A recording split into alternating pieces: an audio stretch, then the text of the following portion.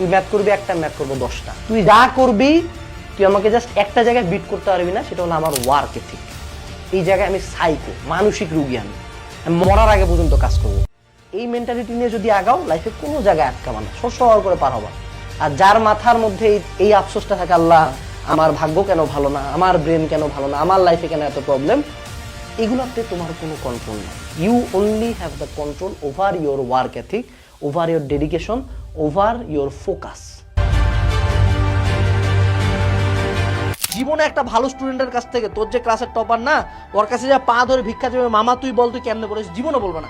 বরঞ্চ যেগুলো তোর ক্ষতি করবো ওগুলা বলবে। কোনো ভালো স্টুডেন্ট, কোনো সফল মানুষ চায় না আরেকজন সফল হোক। সোজা বাংলা কথা বলি, এই দেশ 17 কোটি না, এখন 20 কোটি হয়ে গেছে, ঠিক আছে?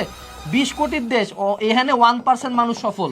এখানে মনে করো বেকার লাখ লাখ শিক্ষিত বেকার, গ্র্যাজুয়েট MBA BBA ধারী বেকার, বেকার একদম ফাঁস বেকার, 1 টাকা কামাই নেই। এই জায়গায় কেউ চায় না যে তুমি সফল হও। কেউ অরিজিনাল সিক্রেটটা শেয়ারই করবে না, যে সে কতক্ষণ করছে, কত কষ্ট করছে, কত স্ট্রাগল করছে। ও চাই না তুই ভালো কর। আর লাগে না তো, হবে না। আর টাকা দিয়ে কি করবি? এদের ন্যারেটিভ, টাকা দিয়ে কি করবি? আরে রেজাল্ট দিয়ে কি করবি? আরে হারামজাদা, তোরই তো টাকা আছে, তোরই তো রেজাল্ট আছে, তা আমার হলে তোর সমস্যাটা কোথায়? তোমাদের ব্রেনে একটা গার্বেজ কিছু হারামজাদা পীর ঢুকাই দিছে যে তোমাকে একটা চ্যাপ্টার খুব ভালো মতো পড়তে হবে। দেখো, এরা এতটাই নিকৃষ্ট মানে মানুষ যে নিউটনিয়ান মেকানিক্স বা নিউটনীয় বলবিদ্যার উপর 30 ঘন্টার ক্লাস দিছে। একটা জিনিস বুঝ বাবা, তুই যদি নিউটনীয় বলবিদ্যার উপর 30 ঘন্টা ক্লাস করিস, তুই কিন্তু জাস্ট একটা সৃজনশীলের প্রিপারেশন নিছিস। একটা সৃজনশীল আর 2টা MCQ। This is not a very good chapter. এত মানে এমন বাপ কোনো চ্যাপ্টার না যে 30 ঘন্টা লাগে। অর্গানিক কেমিস্ট্রি হলে মানতাম, এটা তো সেপারেট জিনিস।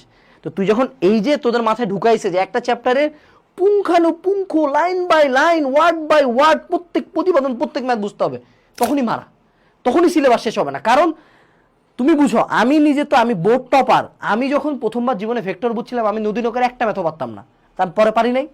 তোমার ব্রেন কখনো একবারে সব ইনফরমেশন একদিনে হবে না।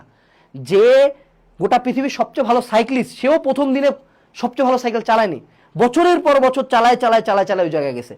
অর্থাৎ তুমি যদি প্রথম দিকে টার্গেট করো যে সিলেবাস শেষ হবে, প্রতিটা টপিক, প্রতিটা ম্যাথ পারবো, তাহলে হবে না। প্রথমে কেতাব স্যারের সাথে উদাহরণের ম্যাথ করছি, তারপর না অনুশীলনী ম্যাথগুলো করা সাহস হবে। তুমি যদি শুরুতেই টার্গেট করো উদাহরণ অনুশীলনী মিলায় 300 ম্যাথ আমি করবো, একটা ম্যাথও পারবা না। তোমার ব্রেন আগেই টায়ার্ড, ওরে বাবারে ভাই এত দূর, ঠিক আছে? তো এই জায়গায় 100%-এর দিকে যাওয়ার দরকার নেই।